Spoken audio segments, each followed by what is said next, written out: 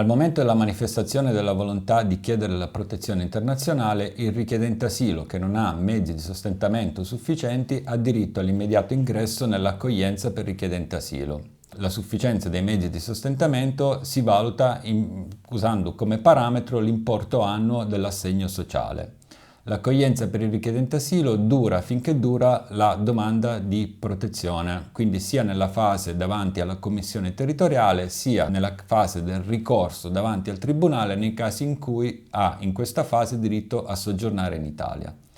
L'accoglienza dei richiedenti asilo è gestita dalla prefettura ed è attuata mediante strutture definite centri di accoglienza straordinarie, cosiddetti CAS, nei quali il richiedente asilo riceve dei servizi essenziali come vitto, alloggio, vestiario o assistenza sanitaria e linguistica. Riceve inoltre un pocket money giornaliero.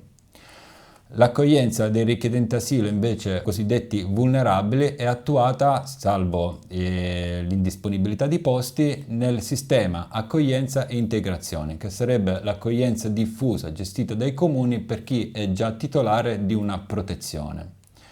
L'accoglienza per richiedente asilo può essere revocata o limitata nelle ipotesi tassative previste dalla legge.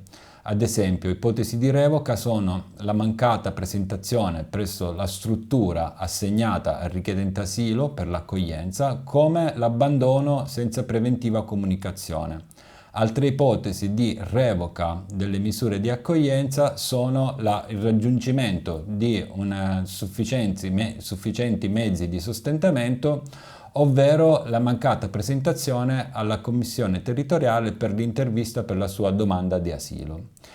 L'accoglienza può essere anche limitata sempre in ipotesi specificamente previste dalla legge, come ad esempio la violazione ripetuta o grave dei regolamenti della struttura di accoglienza o il danneggiamento delle strutture di accoglienza, dello danneggiamento volontario, oppure ancora nelle ipotesi in cui il richiedente asilo adotti dei comportamenti gravemente violenti. I provvedimenti che limitano o revocano l'accoglienza, secondo la legge, devono essere individuali, devono essere motivati e devono essere anche proporzionati alle specifiche esigenze del richiedente asilo e in ogni caso, come chiarito dalla Corte di Giustizia dell'Unione Europea, non possono privare il richiedente asilo delle più elementari esigenze di vita. Contro il provvedimento che limita o revoca le misure di accoglienza, il richiedente asilo può proporre entro 60 giorni dalla comunicazione un ricorso al tribunale per far valere, se del caso, il suo diritto all'accoglienza.